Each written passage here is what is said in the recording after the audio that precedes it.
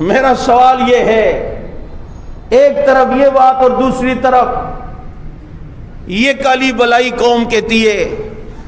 تو جی حضرت فاطمہ ابو بکر کے دربار میں گئیں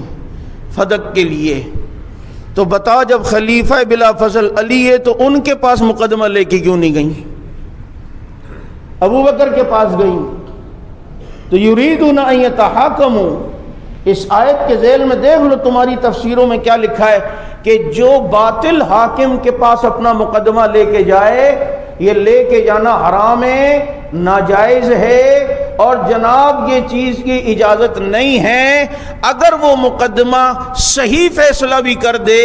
تو اسے ایکسیپٹ نہیں کیا جائے گا، قبول نہیں کیا جائے گا۔ اب بتاؤ فاطمہ ابو بکر کے اگر دربار میں تیرے بقول گئی ہیں تو ابو بکر کو خلیفہ برحق سمجھتے ہوئے گئی ہیں یا باطل سمجھتے ہوئے گئی ہیں؟ اگر باطل سمجھتے ہوئے گئی ہیں تو باطل دربار میں تو مقدمہ لے کے جانا ہی جائز نہیں ہے۔ اگر حق سمجھتے ہوئے گئی ہیں تو پھر تجھے ماننا پڑے گا کہ فاطمہ بھی خلیفہ ابو بکر کو مانتی ہے، علی بھی خلیفہ بلا فصل ابو بکر کو مانتی ہے، اور پھر قوم بھی مانے کیوں نہ، اور وہ کیوں نہ کہے کہ دمادم مست کلندر صدیق دا پہلا نمبر۔